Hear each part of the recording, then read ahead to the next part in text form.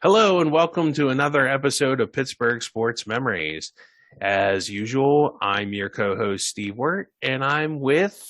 Tim Hannon. Alrighty, and on today's episode, we're going to be reviewing the 2004 draft.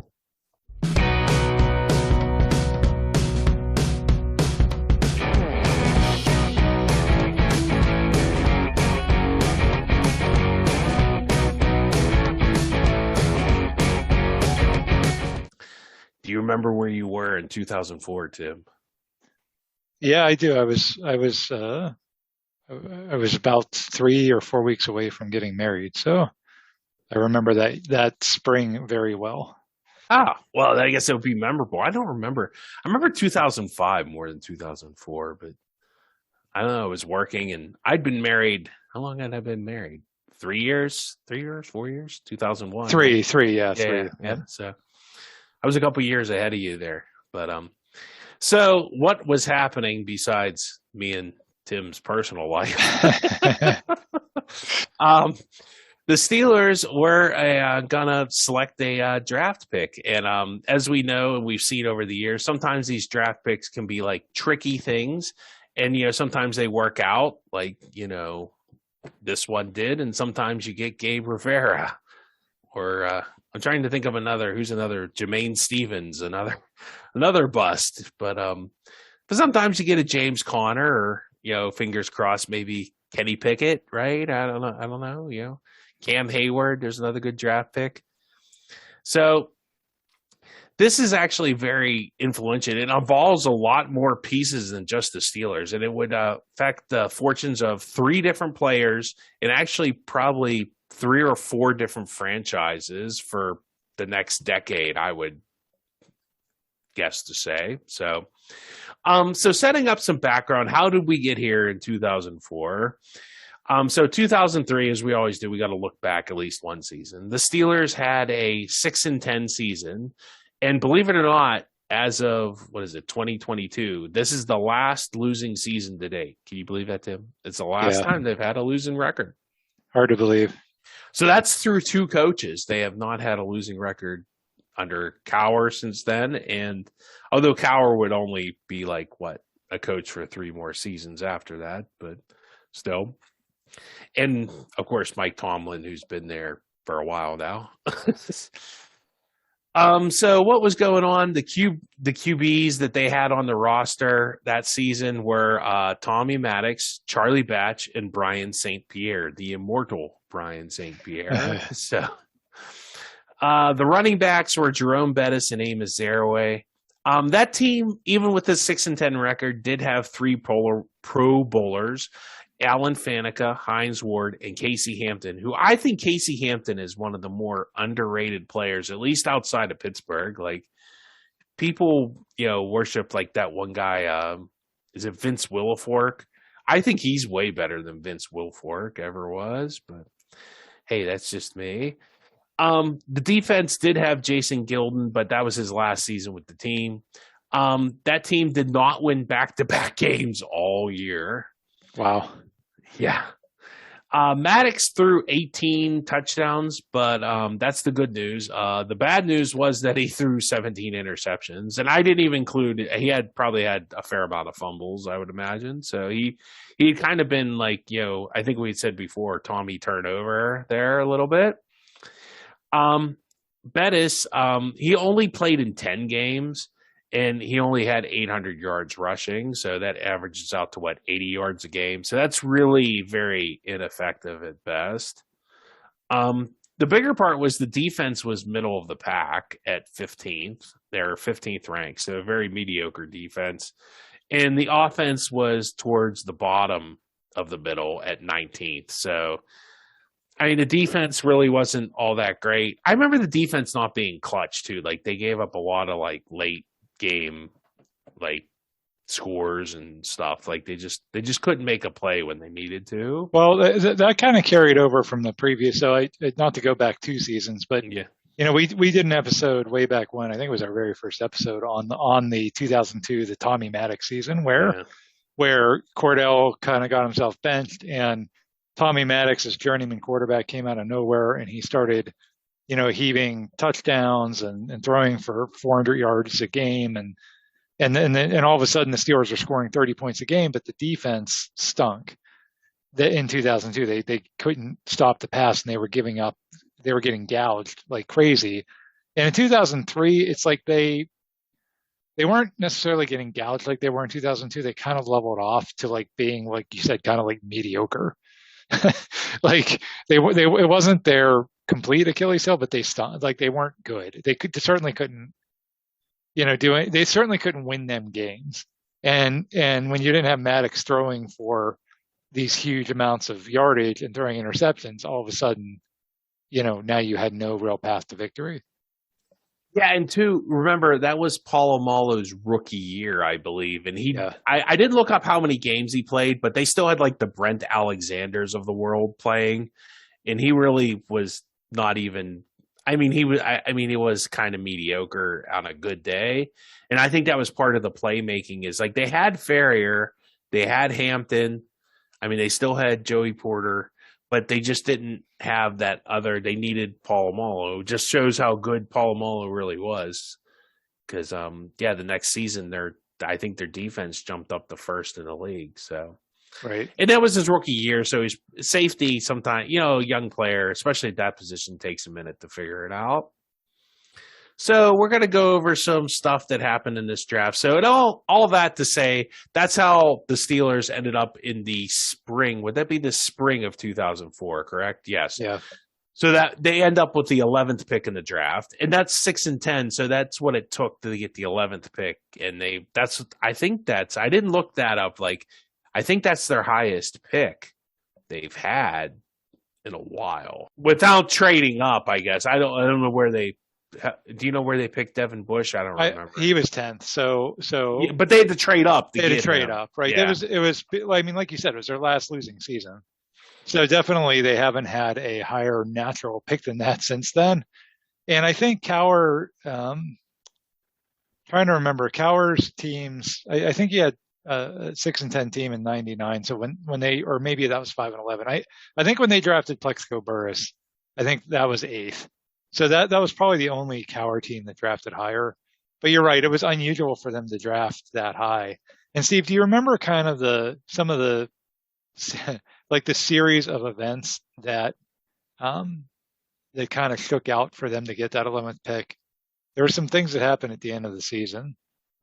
I remember Chris Hope throwing a touchdown and they lost. They lost to Baltimore. Yes. In overtime, and I actually watched that game with you and Dave, I think. Yes. And not Chris. Was it Chris Hope? Or no, it was Josh Miller. It was Josh Miller throwing to Chris Hope. Yeah. Yeah. And like that was Baltimore went all out to beat us in a game that didn't matter, and they ended up like playing like really bad the next week. Right. So so Baltimore had clinched the division. So this was the last game of the season at Baltimore. And the Steelers are 6-9 at this point. And like you said, Baltimore has a wild card game the next week against Tennessee, and there's questions about are they going to just rest all the starters? However, their running back Jamal Lewis had close to 2,000 yards, and he had a chance to break Eric Dickerson's record, all-time single season rushing record. So they were trying to get Jamal Lewis the rushing record, and it was a terrible game. It was 10-10 at the end of regulation. And you were right, Steve. The only touchdown that the Steelers had was Josh Miller, the punter, on a fake punt throwing an 81-yard touchdown pass to Chris Hope. And the Ravens got the ball in overtime and kicked a 47-yard field goal to win. And had the Steelers won that game, that was in overtime. So had the Steelers won that game in overtime, they draft way lower than that. And I don't know if you're going to talk about the other teams that wanted quarterbacks, but one of the other teams that wanted a quarterback would have ended up drafting in front of them. So that was an interesting series of events that happened there. And then there was another game that same day, the last game of the season, where Arizona shocked Minnesota on a last-second touchdown. Thrown by Josh McCown, ironically, who I don't think he's still playing, but he was still playing. I think he retired last year. 15 minutes ago. Yeah. And I remember that because that put Green Bay in the playoffs, didn't it? It did, and it I think it dropped Arizona down to the number 3 pick. I think they might have vaulted over the Chargers. So there was a whole bunch of stuff that happened. It kind of had to happen the right way for the Steelers to end up where they were. And you never think about that at the time because, hey, it's the 11th pick. Yeah, it's the 11th pick too. How often is like 11th pick like that influential of a right, pick? right. Like if that season would have ended and the Steelers would have won that last game and people would be like, oh, now they have the 15th pick instead of the 11th, we just would have shrugged and be like, okay, fine.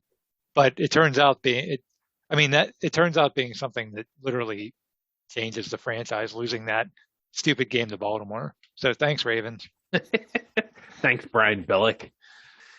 So, where do we want to begin here? I gotta just have some topics we can go over.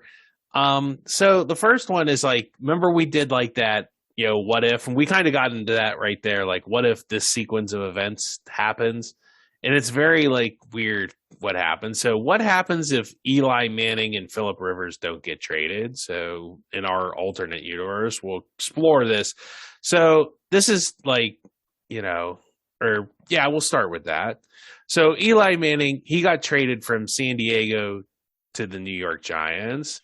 And this is what really happened. Phillip Rivers traded from the Giants to San Diego. So, like, it's kind of they're not allowed. So that's kind of like what set up us getting Ben.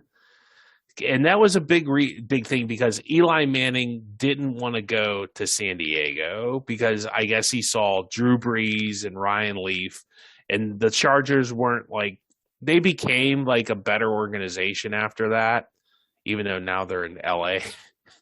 But they just like, their ownership has always been like, I think Spano still owns them, and he's always been kind of a little bit goofball. So there was talk that like Eli might go the way of John Elway and like just hold out like he did in 1983.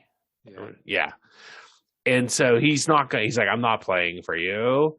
So what happened was the Chargers drafted Eli and they trade him to the Giants. And then the Giants drafted Phillip Rivers. And this is how Ben ends up falling to the Steelers. And now, it's funny if you watch that, like the NFL Films has like a path to the draft. Like if you watch Lee Steinberg, like Ben's agent, he gets really pissed when that trade happens because they thought, Ben would have been going. Now, Ernie Accorsi, who I think is lying, like, because if he admitted to just drafting Ryan Leaf to trade him to the Chargers, that would have been against league rules because you can't draft a player for another team. And so I think that's why he always says, oh, we're going to draft Roethlisberger over Ryan Leaf. So I don't know if that's true or not, but like, it's just funny. Lee Steinberg was obviously Ben's agent was getting mad because Ben not going at 4th in the draft obviously cost him like how many millions of dollars in commissions when Ben only went 11th because he got paid less money. So Lee Steinberg was definitely not upset because he, liked Ben. It was because he just could see the dollar signs ticking away from himself.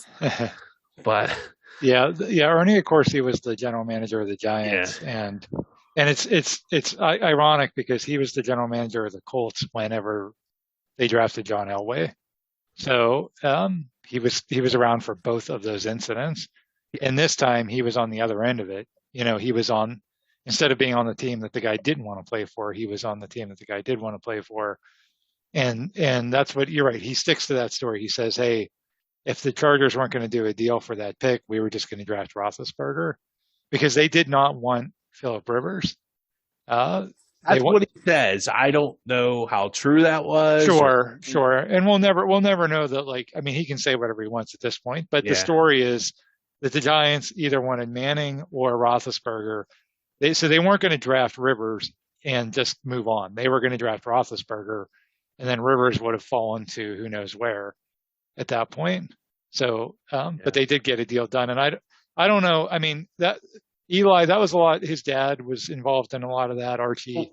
Well, if you watch those interviews, the interviews I read, Now, I don't know if it's Eli just going back or what. He says it was all his decision and that his dad wasn't happy about it, that Archie wasn't happy about it, but Archie took the heat for him because he was like, oh, it's a 23-year-old kid, and he just wanted to take the heat for him. Now, I always thought it wasn't the dumbest move in the world because I think, especially Archie, I could see him saying that. It's like, because Archie Manning probably would have, if Archie Manning plays for the Steelers and not the crap teams, like, who did he play for? New Orleans, and then Right.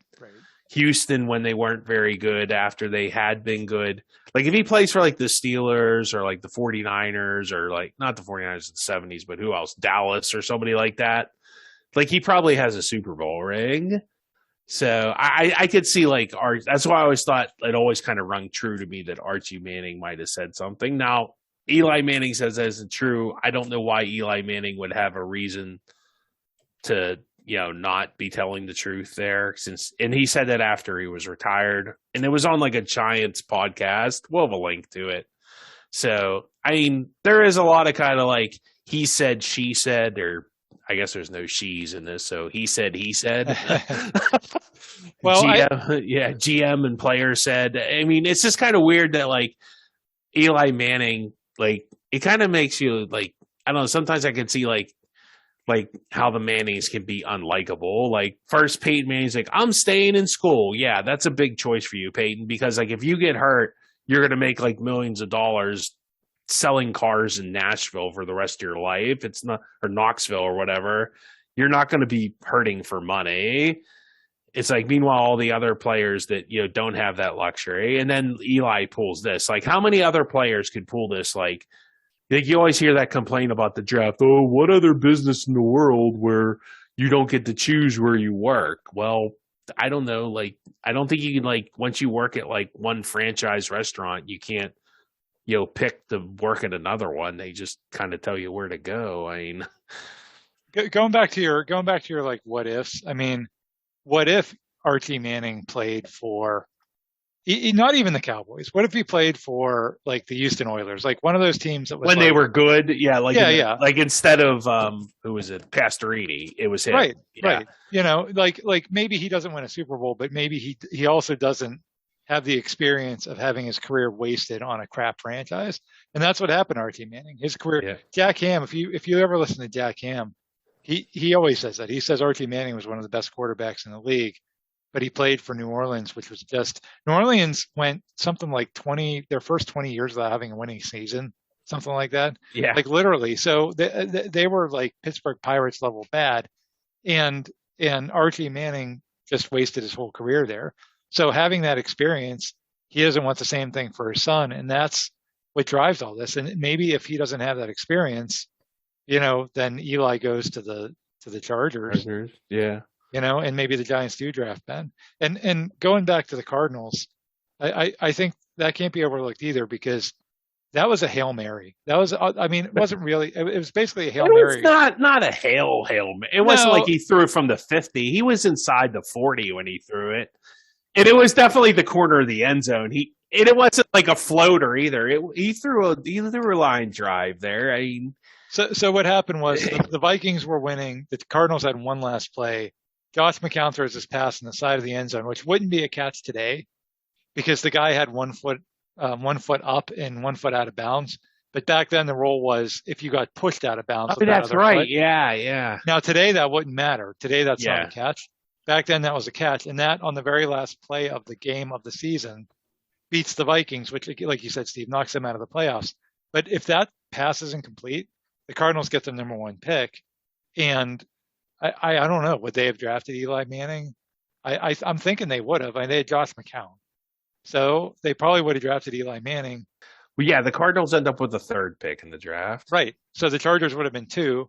They could have gotten Rivers. And then the Giants would have been 4th, and they could have gotten Ben.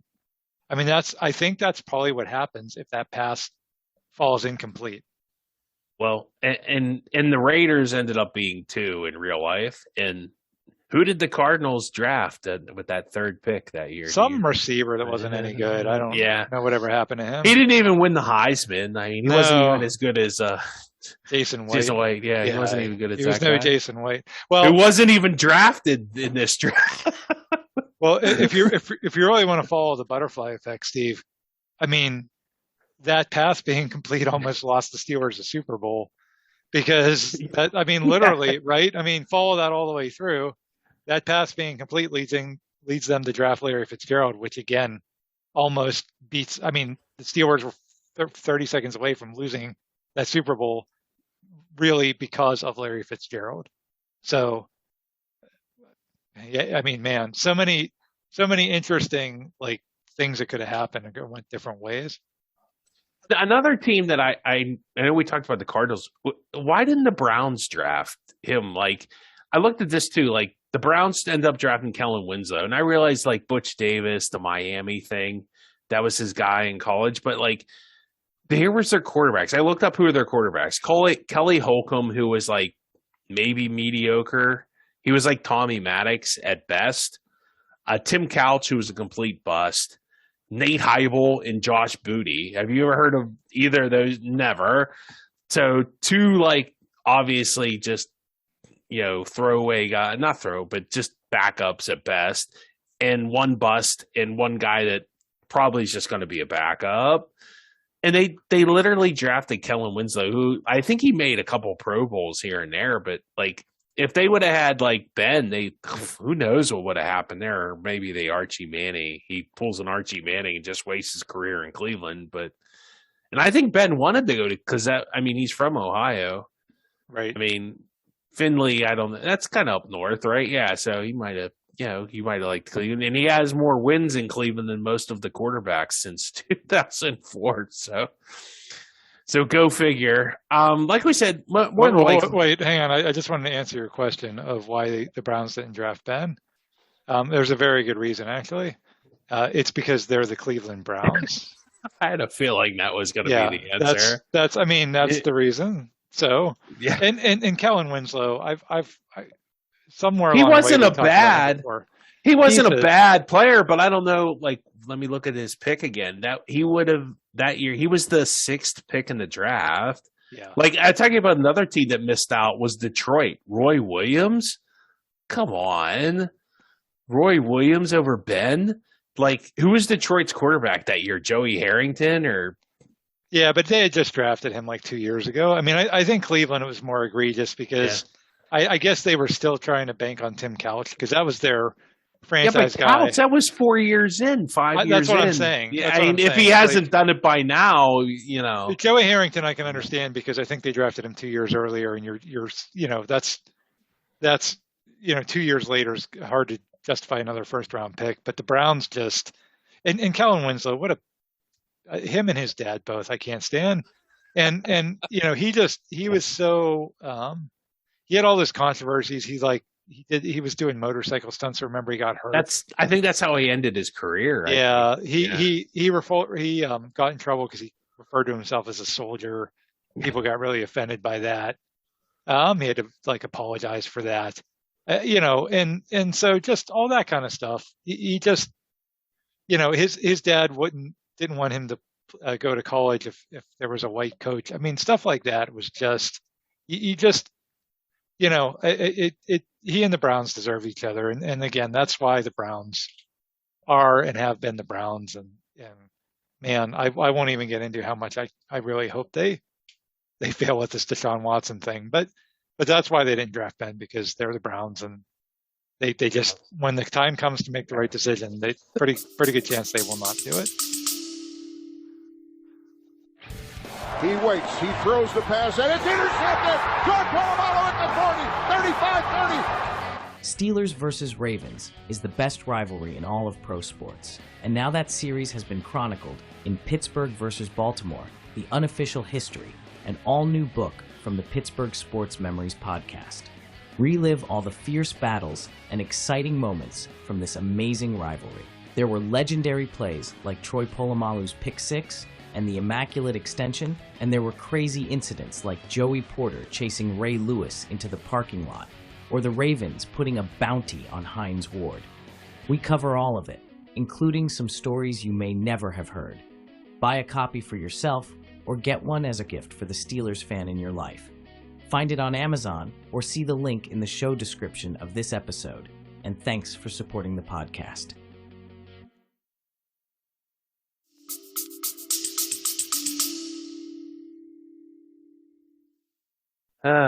Well, as much as we love ripping on Cleveland, I guess we'll have to move on a little bit. So, and if things would have stayed the way they were, like we said, Eli Manning goes to San Diego, right? So Eli Manning decides, okay, I'm going to just play for San Diego. They're the team that drafted me. I'm okay with that. I like the weather out here.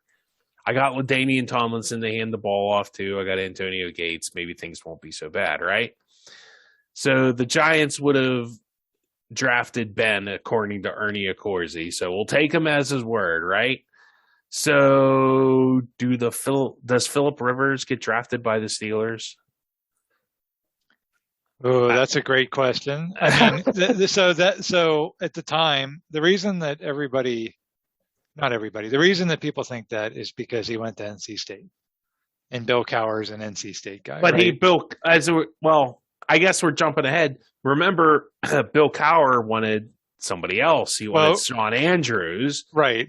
And Rudy had to step in. Yeah. So yeah, I'm sure you'll get to that. But I think the thought process there is, okay, if they were going to draft a quarterback and Rivers is the guy, again, Cowher has that NC State connection. Nobody really knows what their draft board looked like and who they had ranked where. So, maybe they had Rivers above Ben like everybody else did. This would be great if we could have got, what's his name? The guy, Kevin Colbert, who just retired. I wonder, now that he's retired, maybe talk about this honestly. Would you have, because, Colbert was in charge. Yeah, he was would you have honestly drafted Phillip Rivers if he was available?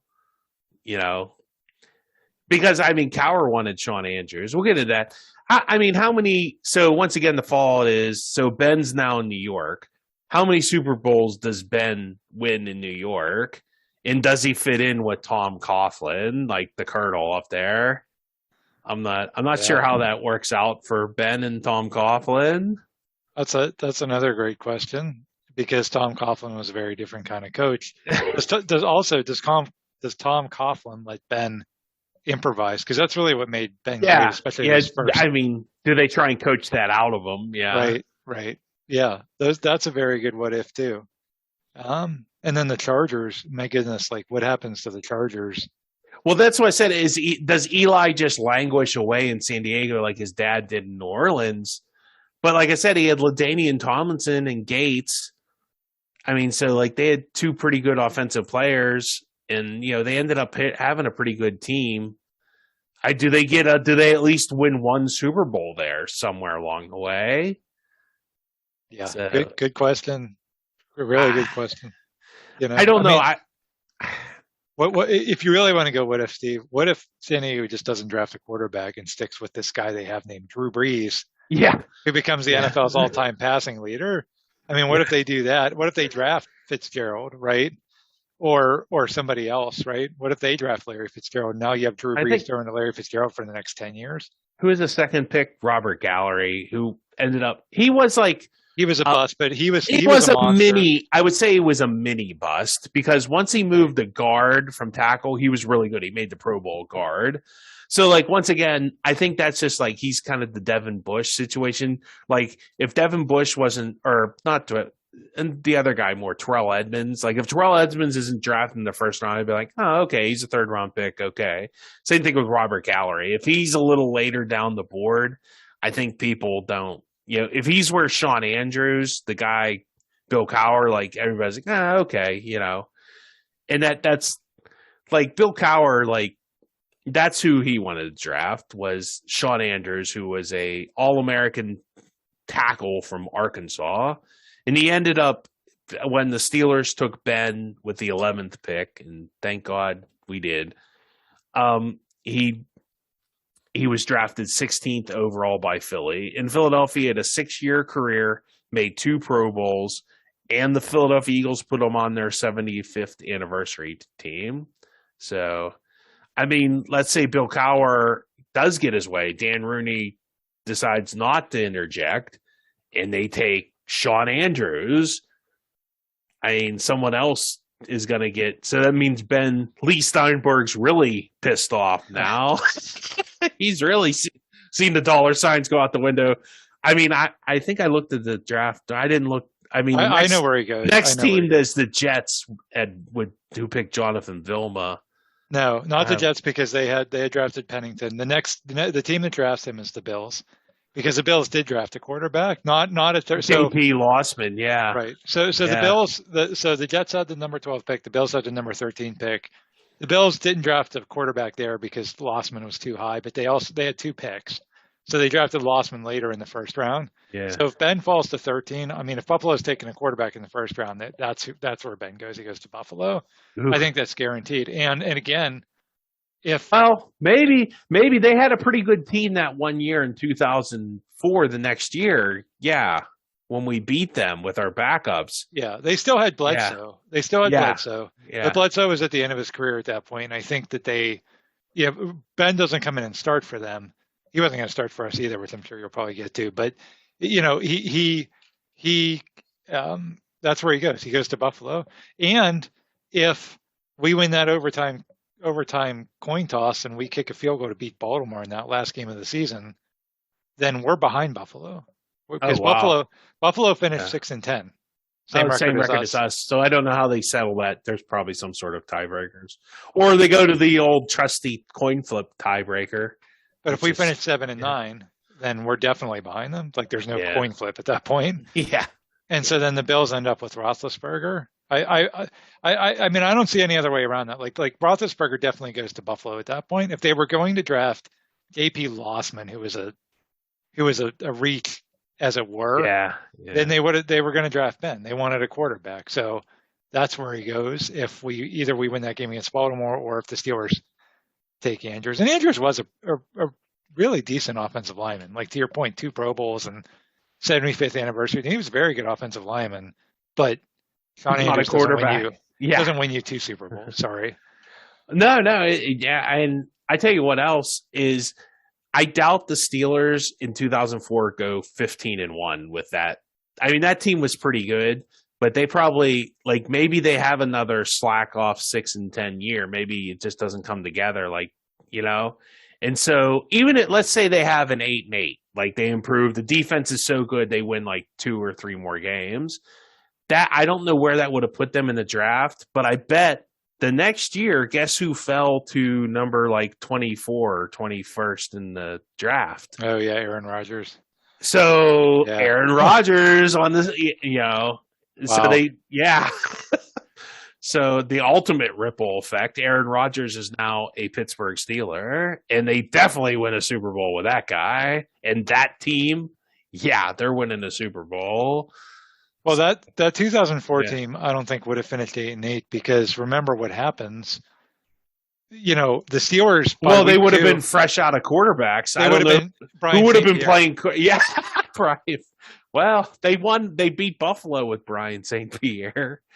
So, but again, that week 2 onward, and I can't remember when Maddox came back, but for the first 4 or 5 weeks after that, that would have been Brian St. Pierre. So that would have been they would not have finished 8-8. I think they would have been 6-10 or 4-12 or something. Not with that defense. If that defense plays even half as well. Okay. Okay, that's fair. Yeah. But like you said, definitely somewhere near that number 11 spot again the next year. And then, like you said, Aaron Rodgers falls. So, boy, that's an interesting thing to think about, like how the history would have played out differently. And then you would have had Buffalo as a contender during that era, because they would have had a quarterback. Yeah. Yeah, instead of being absolutely horrible for years and years. And they have Eric Moulds, and they had that running back that was pretty decent too. So, yeah. Thank God that all didn't happen, huh?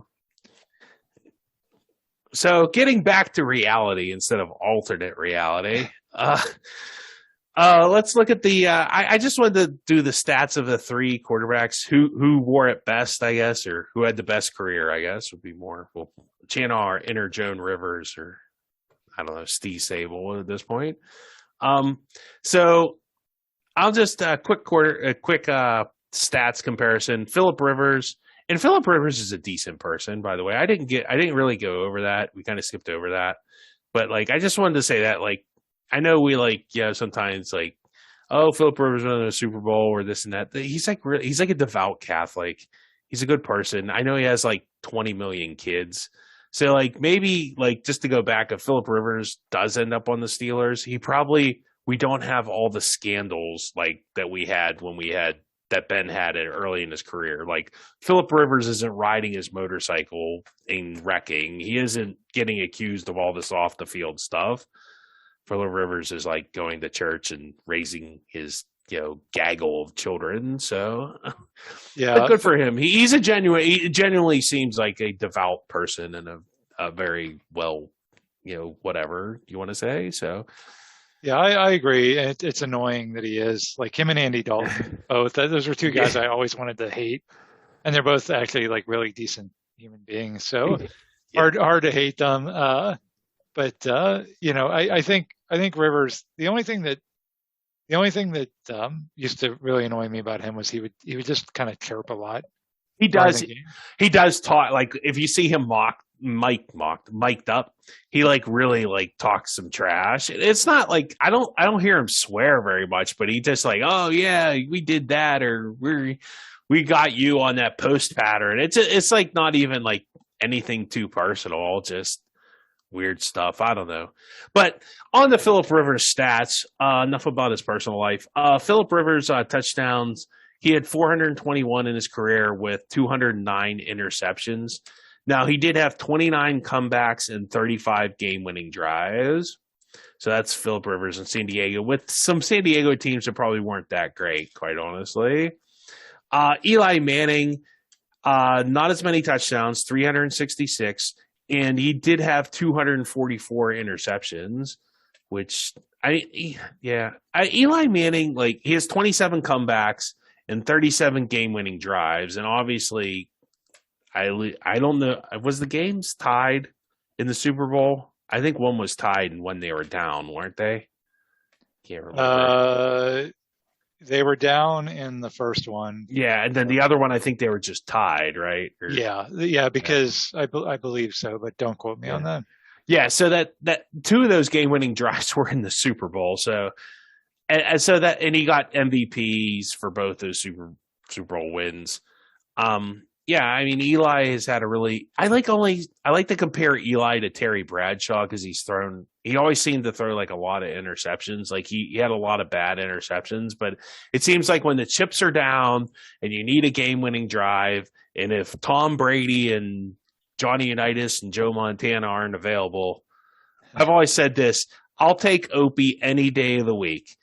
And you know what? Opie could have thrown 4 interceptions up to the fourth quarter. If you're within a touchdown or 4 points, put him out there, put the ball in his hands. He's going to figure out a way to win it. He is like one of the more clutch NFL players in NFL history. He really is. But on the Ben Roethlisberger, it was probably, I don't know if he's quite as clutch as Eli, but he's pretty close. Ben had 418 touchdowns. He actually has better stats than both of these guys, believe it or not. 211 interceptions, 41 comebacks, 53 game-winning drives. He has 2 Super Bowl wins and 1 Super Bowl winning drive. So I think overall Ben has the better stats. I mean, I guess Rivers has 3 more touchdowns than him, and Ben has 2 more interceptions. So, but I just think that Super Bowl drive, and he has a lot more comebacks, and I don't know. I just think Ben's the better quarterback per se, but Eli's so clutch. I don't like. I go back like I like Ben Roethlisberger. He's a great quarterback. Won a couple Super Bowls. We wouldn't have won those Super Bowls without him. But man, outside of Tom Brady or Johnny Unitas or Joe Montana, give me Eli. I'll take Ben too. But I mean, if I wasn't allowed to pick a hometown guy, I'll take Eli over Any other guys you'd pick besides these three, Tim? Yeah. I mean, Eli, he's the only guy other than Nick Foles who ever beat Tom Brady in a game that mattered. I mean, it's really true. Like he's the only guy that could beat Tom Brady in a Super Bowl, and he did it twice. Once when Tom Brady was undefeated. Matthew Stafford, he beat him in a playoff game. Yeah, I mean, but in a Super Bowl, I mean, okay, yeah. Yeah, I mean, what Brady played in 14 Super Bowls, so it's just that's amazing in and of itself. Like Eli should be in the Hall of Fame just for those two games, and it's so strange because those Giants teams were never great. That Giants team in 2011, they were 7-7 on Christmas. They were 7-7, like, and they beat the Patriots in the Super Bowl 6 weeks later or whatever. Those teams were never great. They were never but they won 2 Super Bowls and they beat Tom Brady both times. So you're right. Eli was clutch. You got to give it to him for that. And Rivers was very, very good. I just, do you blame him? Do you blame the organization? They could just never put everything together. They had so much talent on that team. Eli didn't have that. I know he had Tiki Barber and some good players, but and Plexico Burress had some good seasons there, but he did not. LaDainian Tomlinson was otherworldly. Antonio Gates might be the greatest tight end of that era. They had some real talent on that team, and they could never win anything. Sean Merriman was really good. Yeah. I mean, they had way more talent than the Giants ever did, and he just could never win. And were they in the same conference as the Patriots? Yeah, but I mean, how many times? They lost that one game to the Patriots when they had the game won. They had an interception, and then the guy just instead of just sitting down with the ball, he's running around, and then Troy Brown strips him, and it was so annoying. That was one of the most frustrating games. And I'm not even a fan of the Chargers, and I'm definitely not a fan of the Patriots, but I can't imagine being a fan. They should have won that game. It was oh my goodness, that was almost something the Cincinnati Bengals would do. And that wasn't their only, I mean, everybody remembers that one and that was definitely their biggest gaffe, but there were literally 7 other times in that game where they even all the way up to the last second field goal that they missed, that they could have won that game. And that was just how they rolled. And that's kind of, honestly, it's funny. We talked about that forgotten playoff game years ago between the Steelers and Chargers. It's funny that their history is, they had this era with Dan Feltz and Kellen Winslow Sr. and, Chuck Muncie and all these, Sean Jefferson, all these great offensive players, and they couldn't win anything. And then fast forward 25 years, and they had the exact same thing. This great talent, and they couldn't win anything. And to this day, their only Super Bowl appearance was Stan Humphries. I mean, that team. I mean, I guess they had what's his name, Junior Seau. Natron Means wasn't bad. That team they weren't not as good as were they a threat in the AFC any other year other than that? I mean, they had that one kind of magical year, and that was it. And Stan Humphries was a journeyman, but the Chargers teams of the 70s and 80s and the Chargers teams of the 2000s, they were contenders every single year. Every single year they were going to go to the Super Bowl, and then they just never did it. So, well, Ben was definitely very clutch, and you could argue who was more clutch, him or Eli. I guess you give the edge to Eli just because he has that extra Super Bowl win. It would have been nice if Ben could have pulled out that win against Rodgers. Yeah, but it wasn't to be. I mean, that would have been too soon. That would put him in elite company. He's already elite, but imagine him with 3 Super Bowl wins and 2 Super Bowl comebacks. You would argue, I always thought if they would have won that Super Bowl, they would have been better than the Patriots. They could have said, okay, we're better than the Patriots, but then the Patriots went on and won 9 more Super Bowls after that. So, yeah. But I always thought if they could have won that Super Bowl, they could have been the Washington Redskins of that era. Nobody ever thinks of the Washington Redskins of the late 80s, early 90s. Right. They won 3 Super Bowls, but everyone's oh, the 49ers, who were the better team. But, the Redskins won 3 Super Bowls in the 80s too. Yeah. Right. And I always thought that's where that team would kind of end up like they were a great team. They just weren't quite as great as the Patriots, but they were great in their own right. But be that as it may, was this the greatest draft of all time? Another great like talking point, maybe. I don't know. And also, like under that, was this the greatest quarterback draft of all time? So in 1974, the Steelers, that's probably the greatest draft of all time. I mean, it's hard to argue. Four Hall of Famers and Donnie Shell, who didn't get drafted, was signed as a free agent. They all went in the Hall of Fame. Like I said earlier, 1983 is definitely considered the greatest quarterback draft of all time. 8 total quarterbacks taken and 3 Hall of Famers. And none of those were named Todd Blackledge. But obviously, it's John Elway, Dan Marino, and Jim Kelly were your 3 Hall of Famers from that. And so, I mean, overall, I don't know. Do you think 2004 is better than 1983? And at least because I don't think they're as good as the 1974 draft, but I'm not sure about the 2004 1983. Like there were definitely more quarterbacks taken in the 1983 draft, and that guy that played for the Jets that everybody always like, Ken O'Brien. Yeah, he had a decent career. Yeah, he did. Yeah, and Tony Eason took the Patriots to a Super Bowl. I mean, he wasn't great, but he wasn't terrible. So I think that's a good comparison, the 83 draft, because it's very similar where you have a lot of quarterbacks. You have the guy that refused to play for the team that drafted him at number 1. Like a lot of parallels there. And so, yeah, you said there was 3 Hall of Famers. You're probably going to have 3 Hall of Famers out of the 2004 draft when it's all said and done. The 3 guys you're talking about, are those 3 as good as Elway, Kelly, and Marino? Like if you stack the 3 of them up against the 3 of them, I'd probably say no. But I mean, if you're counting Super Bowl wins, they've got double the Super Bowl wins of those guys, so you got that at least. Let's see, John Elway. Yeah, Elway's the only guy that has any with 2. Yes. It is crazy because all those guys played in the AFC.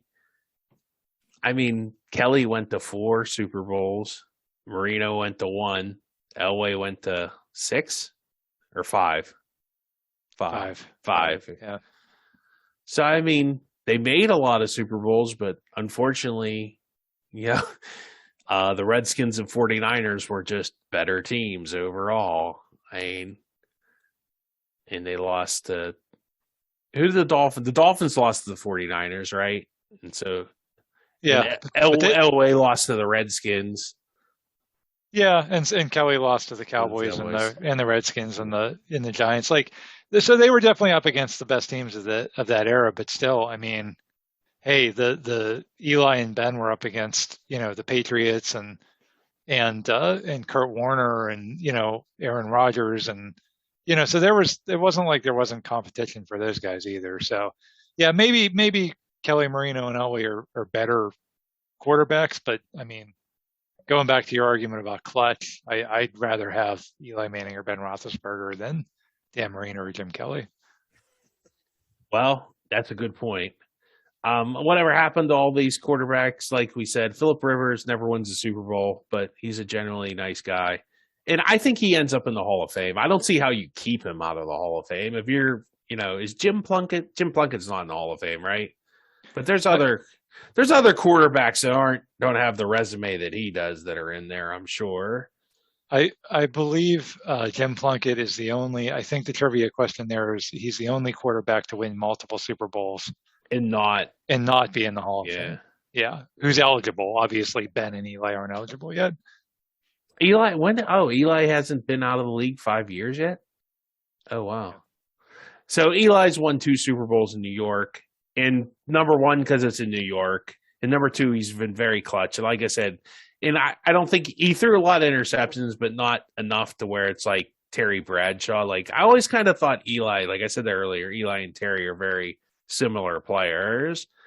And it's just, he's going to get in the Hall of Fame. He's a lock. And I think if Ben doesn't get in on his first try in the Hall of Fame, there's something wrong with the Hall of Fame because, I could see Phillip Rivers maybe have to wait a year or two just because these other two guys are going to go first and depending on who else they're up against. But I think Phillip Rivers will get in. It might just take him an extra couple years. Ben was definitely helped by Tom Brady coming back because because they were going to be Well, that helps Phillip Rivers actually because they're going to put Ben in. I can't imagine Ben isn't going to go in the first year he's eligible, and Eli too. So they might. I don't know when Eli's eligible, but Ben that would have been Ben and Brady, and they're not going to put in Rivers at the same time. So when did Rivers retire? A year before, though, right? Correct.